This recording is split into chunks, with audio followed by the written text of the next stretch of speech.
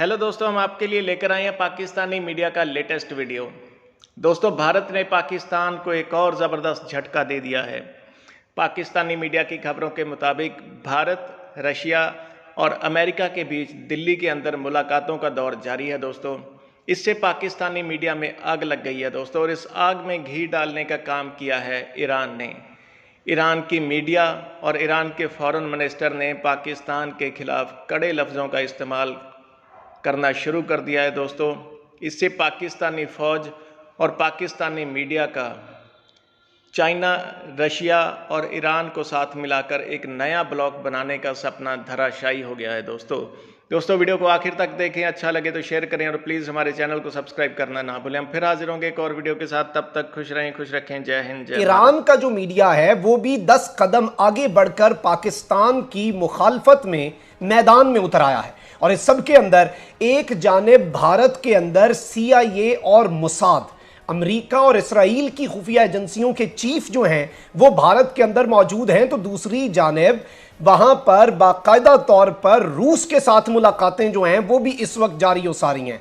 Iran के leaders जो हैं, पॉलिटिकल लीडर्स, उन्होंने पाकिस्तान के खिलाफ बहुत ही सख्त अल्फाज जो हैं वो इस्तेमाल करना शुरू कर दिए हैं। और ये पूरे का पूरा मंजरनामा, ये पूरे का पूरा सिनेरियो जो है, ये एक बड़ी खौफनाक तब्दीली जो है उसकी जानिब बड़े वाज़े इशारे दे रहा है। और इंडिकेटर्स जो हैं वो इस वक्त कोई बहुत ज़्यादा हौसला अफजा नहीं है। पाकिस्तान के लिए चैलेंजेस भी बढ़ने वाले हैं और किस तरह से भारत दो तरफा जंग जो है वो पाकिस्तान के साथ लड़ने के लिए अफगानिस्तान को लेकर इस वक्त तैयार हो चुका है। एक जानिब वेस्टर्न ताकतें और दूसरी जानिब वेस्टर्न ताकतों के सबसे बड़े दुश्मन ईरान और रशिया जैसे मुमालिक जो हैं, भारत उन्हें भी अपने हाथ में करना चाहता है और आलमी ताकतों को भी अपने हाथ में करना चाहता है। और दोनों का मकसद एक ही होगा कि तालिबान की हुकूमत को कमज़ोर किया जाए और ख़ित्ते के अंदर जो इक्वेशन है उसे किसी भी तरह से डिस्टर्ब किया जाए। और इस वक्त जो ताकत की इक्वेशन है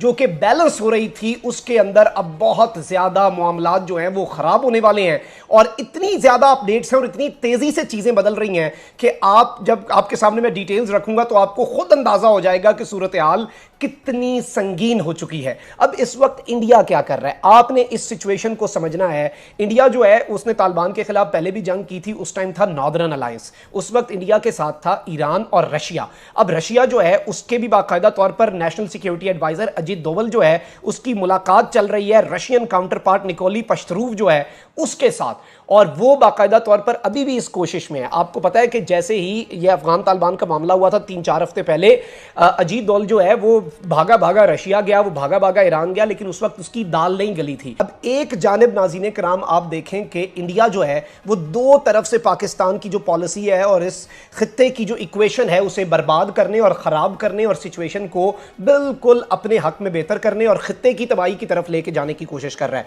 एक जानिब इंडिया जो है उसने बाकायदा तौर पर रशियन काउंटर पार्ट से मुलाकात शुरू कर दी है, दूसरी जानिब इंडियन मीडिया के साथ ईरानियन मीडिया लग चुका है, और तीसरी जानिब इंडिया क्या कर रहा है। पिछले हफ्ते इंडिया के अंदर बरतानवी जो खुफिया एजेंसी है MI6 उसका सरबराह आया था। अब जो इत्तलात सामने आई हैं वो ये हैं कि as per reports coming from Delhi से जो रिपोर्टें आ रही हैं उनके मुताबिक पाकिस्तान के इस पूरी के पूरे सिनेरियो के अंदर पाकिस्तान और तालिबान के लिए बड़ी अलार्मिंग सिचुएशन है, बिकॉज CIA यानी कि अमेरिका की खुफिया एजेंसी एंड मोसाद इसराइल की खुफिया एजेंसी जो है उनके चीफ्स इस वक्त दिल्ली के अंदर मौजूद हैं, having a high level meeting on the same table with India's national security adviser and रॉ। इंडिया के कौमी सलामती के मुशीर और रॉ के साथ इस वक्त मुलाकातें कर रहे हैं। अब इस सारी सिचुएशन के अंदर नाज़रीन कराम आप जरा सूरत हाल को समझें।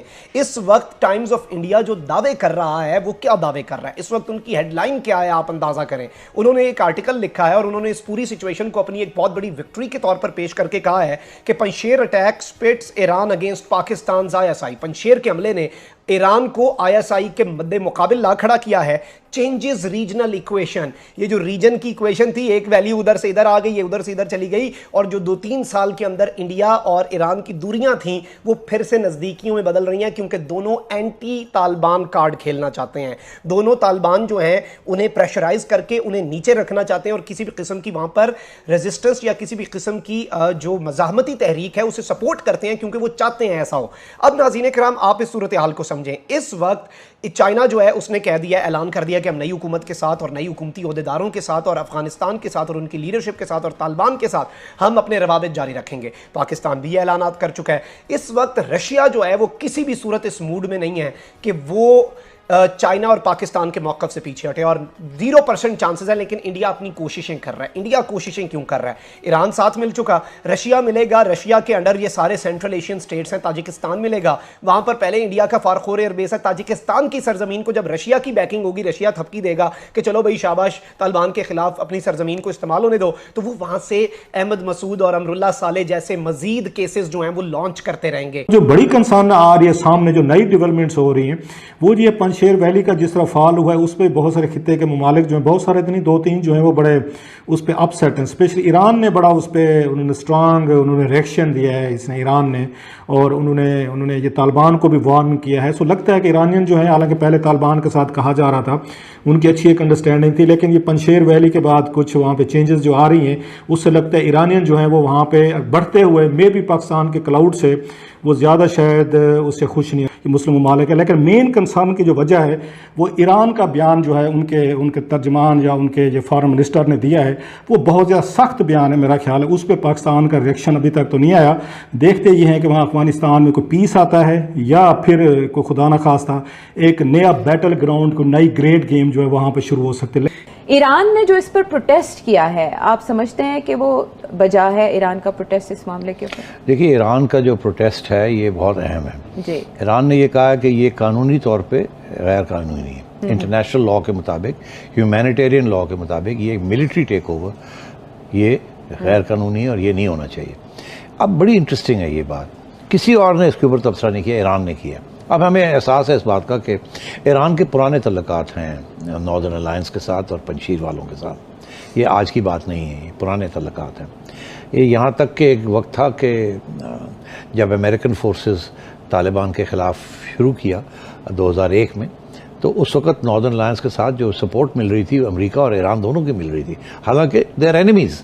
मगर यहाँ तालिबान की गवर्नमेंट को गिराने के लिए 2001 में दोनों ने नॉर्दर्न अलायंस जाके ये जो पंजशीर वाले हैं, अहमद शाह मसूद वाले लोग, इनको सपोर्ट किया था।